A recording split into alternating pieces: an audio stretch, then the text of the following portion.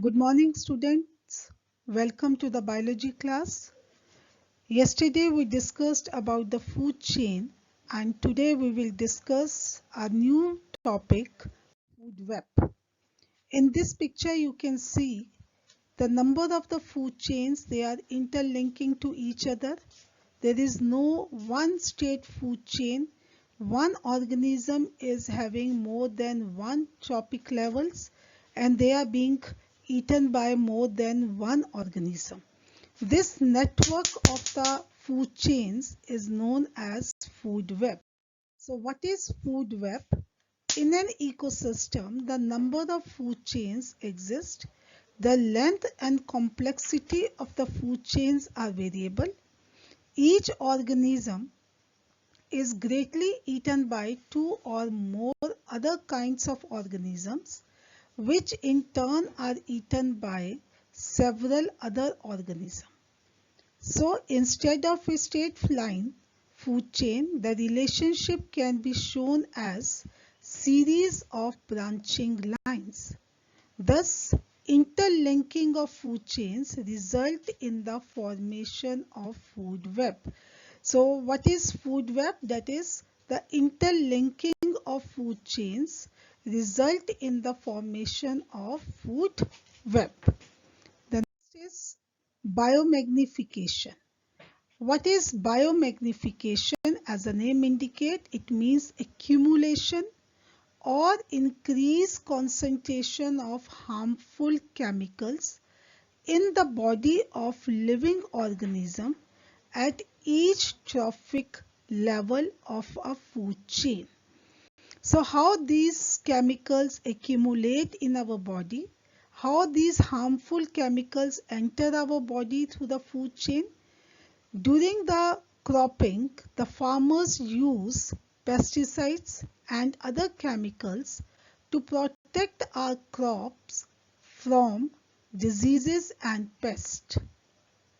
These chemicals are either washed down into the soil or into the water bodies. From soil, these are absorbed by the plants along with the water and minerals, and from the water bodies, these are taken by the aquatic plants and animals. This is the way in which the chemical enter the food chain. So it will be more clear with this picture. You can see the water in which we are having the chemicals which is being taken by the producers while synthesizing their own food. From producers, that is being taken by the zooplanktons. From zoo, that is to the small fish. From fish to the large fish, and then to the fish eating birds. So in this way, the concentration of the chemicals goes on increasing as the trophic level in the food chain goes on increasing. That is from 1 to 1000, 10,000, 100,000, 1 lakh, 10 lakh, and it goes on increasing. To be more clear with this picture, that is in this food chain, the plants will have maximum energy and the bird will have minimum energy according to the 10% law.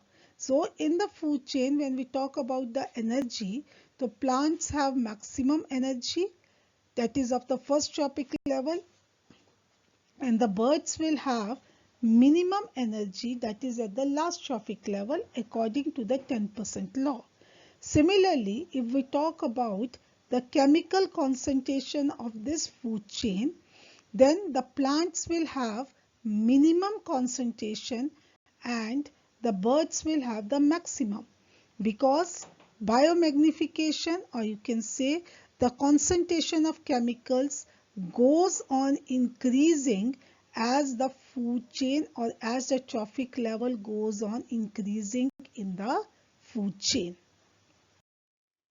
Next topic is, how do our activities affect the environment? Our activities pollute the environment, result into the two major problems. One is depletion of ozone layer, and number two is waste and the waste disposals. So first we will discuss about depletion of ozone layer. Ozone layer and its depletion. What is ozone? Ozone is a molecule formed by three atoms of oxygen.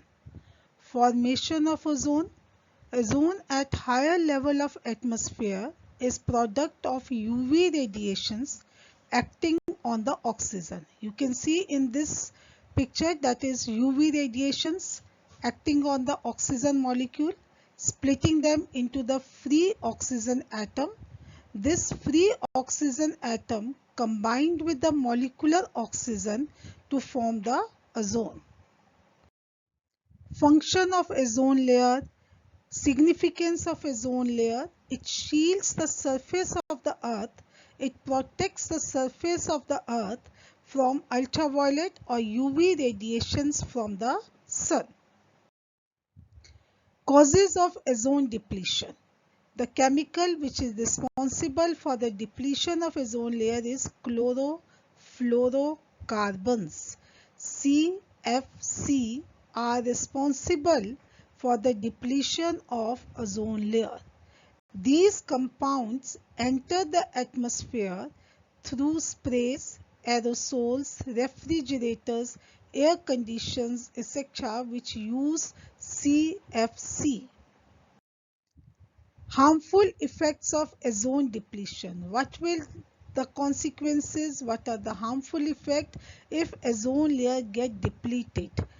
Due to the depletion of ozone layer, ultraviolet radiations reach the earth, and these radiation cause number one, skin cancer, damage to the eyes and immune system. Immune system is which gives immunity to our body. And third is variation in the global rainfall and ecological imbalance.